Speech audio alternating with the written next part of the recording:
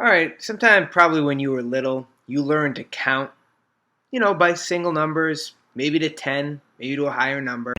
1, 2, 3, 4, 5, 6, 7, 8, 9, 10.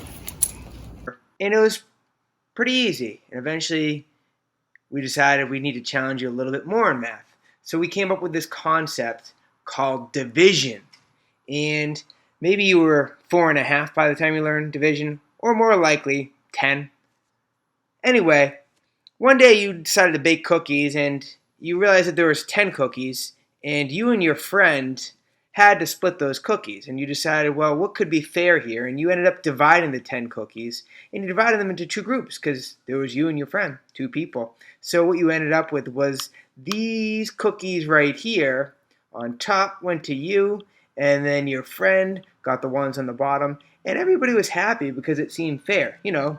10 divided by 2 is the same as 5. But inevitably, we needed to challenge you more because if we looked a little closer, it wasn't just as simple as counting from 1 to 2. In fact, there was a universe of numbers going here and here and here and here, and we called them fractions. And they were also here and here and you get the point, right? 1 3/4 divided by 2? Can you just get to the division already? All right, let's get to the division. So you have a problem like this: 2 1/5 divided by 3 1/3. And before I even start attacking this, one thing you should notice is this number right here, which is the dividend. It's the number that's being divided essentially. This number right here is doing the dividing. It's called the divisor. The dividend is smaller than the divisor. Let me show you what I mean a little bit more specifically. Imagine there's 3 people, okay? This person right here, we're going to give them $1. This person right here, we're going to give them $1. Unlike when you and Cookie Monster decide to split the cookies, it's no longer fair.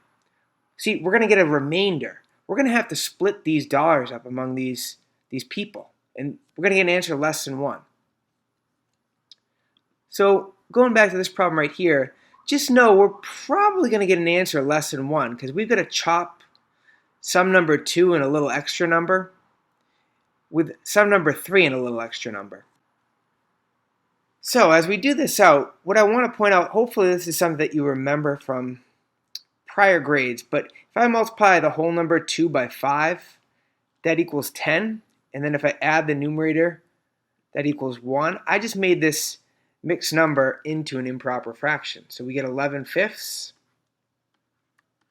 And I'm going to do the same thing right here. So 3 wholes is the same as 9/3, right? 3 wholes equals 9/3. And I just think of this little line right here being division. 9 divided by 3 is the same as 3.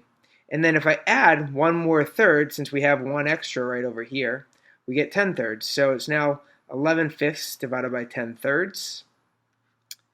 And we can do some fancier math here, but I'm going to try to stick to something you might have done in the 6th grade, which is to multiply by the reciprocal. So we're going to keep that first fraction the same, and then multiply by 10 over 3. Let's see, let's make it the reciprocal, 3 over 10. And so what we end up with there is 33 over 50.